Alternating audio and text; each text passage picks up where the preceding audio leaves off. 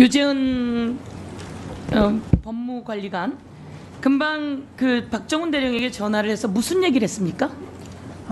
군사법이 개정된 그 네. 원인이 그러니까 뭐냐면 원래는 이제 이해람 전사님 돌아가셨을 때 아니 그러니까 네. 무슨 얘기를 전했냐고요? 그러니까 군사법의 개정 취지였고요. 그 네. 개정 취지상 이제 그 사망의 원인이 된 범죄가 있었으면 그 수사는 이제 군에서 하기보다는 민간에서 하는 게 투명하기 때문에. 자 보세요. 그러면 그게 사망 사건의 범죄가 개입된 것이다라고 수사하는 과정에서 그게 나와야죠. 그러니까 조사나 제가 수사 자체를 거부하라고 당신은 말씀드리는 게 얼만큼 알고 있는지 내가 물어보고 싶은데, 자 군사법원법이 개정됐어요. 개정된 1항에는 범인 범죄 사실 증거를 수사해야 된다 이렇게 나와 있어요. 그럼 박정훈 대령이 그리고 제1광수대가 이거 수사해야 돼요, 안 해야 돼요? 그러니까 저희 해야 돼요, 안 군사보험법상 해요? 변사 사건 건도 저희한테 자, 있기 그 때문에 다음에 수사는 하실 수 변사 있습니다. 사건인 경우가 나왔을 경우에는 범죄를 수사하는 과정에서 그게 나왔어요. 범죄를 수사하는 과정에서 나왔으면 이첩하는 거죠. 이게 그렇죠? 제가 수사권이 자, 없다고 말씀드리는 게 이첩할 때 아닙니다. 완전 직권남용이에요. 이첩할 때 이첩 인계서는 봤어요, 안 봤어요? 나 인계서는 받았습니다. 이첩 인계서에 죄명 그리고 피혐의자 그리고 피혐의 내용 이런 거 쓰게 되어 있어요, 안 되어 있어요? 저희 훈령상은 인지 통보서로 넘기게 돼 있고요. 박정훈 인지 해수봉의 통보서에도 그렇게 수사장님은 쓰게 되어 있어요, 안 인계서로 돼 있어요? 넘기셨습니다. 자, 인지 통보서도 그렇게 되어 있고 사건 인계서에도 그렇게 되어 있어요. 그런데 이 군사법원법이 바뀐 이유는 뭐죠?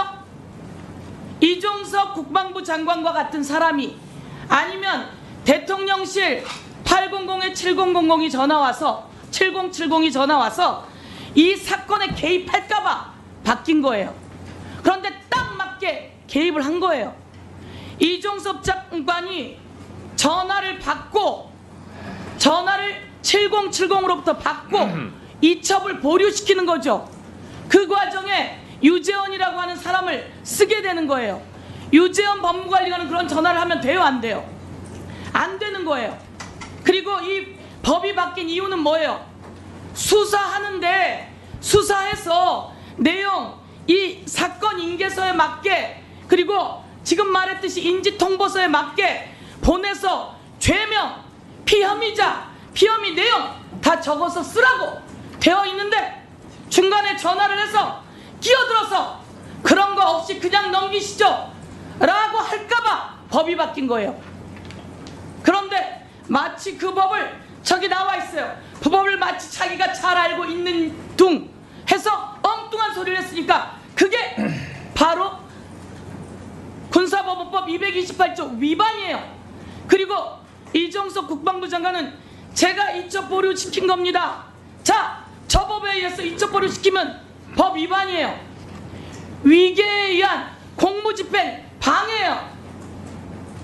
대통령실에서 전화 왔고 이종석 국방부 장관 다시 한번 묻겠어요. 800에 7070 누구한테서 온 전화입니까? 그건 말씀드릴 수 없습니다. 말 못하는 자가 범인이에요. 그렇지 않습니다. 말 제가 못하는 답변 자가 드리겠습니다. 범인이에요. 그렇지 않습니다. 자, 대통령에게 전화 3번 받았죠. 8월 2일 날 말씀하시는 겁니까? 8월 2일 날 받았죠. 받습니다.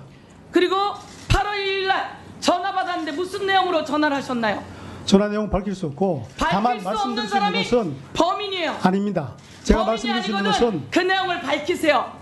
대통령이 아주 급하게 12시 7분, 12시 43분, 그리고 12시 57분 전화를 합니다. 그 과정에 깜짝 놀라서 그때 어디가 있었어요? 8월 2일 날 어디가 있었어요? 우즈베키스탄에 있었습니다. 그래요. 우즈베키스탄에 있었어요. 그런데 대통령이 비아폰이 아니라 자기 핸드폰으로 전화하면 돼요, 안 돼요? 그런데 그 내용을 밝힐 수 없다고 해요. 그 전화를 받으면서 박정훈 대령을 보직해임을 통보해요. 대통령이 전화를 했는지도 밝힐 수 없다. 대통령이 전화한 게 다 밝혀지니까 무슨 내용인지 밝힐 수 없다. 밝히지 못하는 사람이 범인이에요. 아닙니다. 선후관계를 말씀드리면은 그건 제가 그다음에 이야기하죠. 수사 그다음 지시를 가지 하고 이야기할게요. 인사 박정훈 접시 대령. 검토를 하고 난 다음에 전화를 받았기 때문에 전화 박정훈 내용하고 대령. 관계 없습니다. 정의로운 군인이에요. 이런 여러 가지 외압이 있음에도 불구하고. 그런데 이렇게 해서 박정훈 대령에게 유리한 게 뭐가 있죠? 없습니다. 내가 타협했으면 박정훈 대령부터 그 광수대 그 모든 수사관들까지 전부 다 다치는 거예요. 그러지 않으려고 이종섭 국방부 장관도 불법하지 않게 하려고 이첩한 겁니다. 맞습니까? 맞습니다. 맞고 해병대 사령관에게 해병대가 정직하고 정의로운 군대가 되기 위해서는 반드시 이첩해야 된다라고 말씀드렸습니다. 저는 이첩으로 인해서 의원님이 말씀하신 대로 제가 얻을 이익은 아무것도 없습니다. 이상입니다. 김동혁 검찰단장 누가 시켰어요? 항명수계죄라고 이야기를 했죠. 수사와 관련해서 어떠한 지시나 지침 받은 적이 없고 수사팀 논의를 거쳐서 제가 전적으로 결정했습니다. 그러면 범죄 행위예요. 제가 이야기할게요. 그렇게 생각하지 않습니다. 구속영장 청구하면서 박정훈 대령 구속영장 청구하면서 거기에 박정훈 대령이 메시지를 다 지웠다, 통화 내역을 지웠다 이렇게 구속영장에 들어있었죠? 네, 본인이 했던 얘기 그대로 인용한 겁니다. 본인이 그런 얘기 했습니까? 새빨간 거짓말입니다. 그 증거를 인멸하는 사람이 어떻게 수사관한테 검사한테 나는 문자를 다 지운다 이런 얘기를 하겠습니까? 그 의원님 그래서 전후 그 과정을 얘기는 설명을 드리면은- 새빨간 거짓말입니다.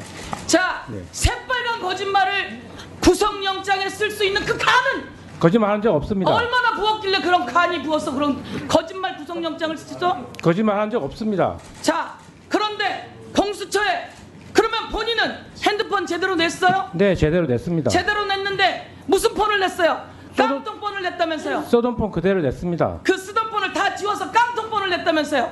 그러면 본인이 했던 거에 하면 본인 구속영장 청구해야 되는데 맞지 않습니까? 다 지워서 깡통은 낸 적 없습니다, 의원님. 자, 모든 것을 다시 한번 김동혁 깡통폰, 임성근 깡통폰, 그리고 절대 동의할 수 없습니다. 이 모든 것을 통해서 네, 나왔어요. 동의하지 못하겠습니다. 자, 누가 시켰는지 그리고 누가 그것을 불법으로 이첩 사건을 탈취했는지 모든 것은 전부 다 범죄이다. 예, 정리해 주세요. 위한 공무집행 방해고 공영문서 탈취죄다. 정리해 주세요. 전혀 동의하지 않습니다. 정리해 주세요. 김동혁 증인. 네.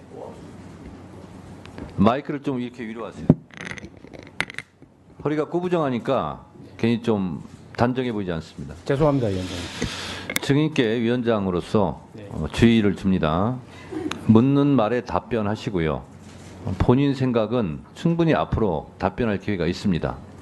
지금 국회의원들이 신문을 하는데 반항하는 겁니까? 저항하는 겁니까? 아닙니다. 죄송합니다. 그런 태도 보이지 마세요. 주의 줍니다. 네, 주의하겠습니다, 네, 위원장님. 들어가세요. 네.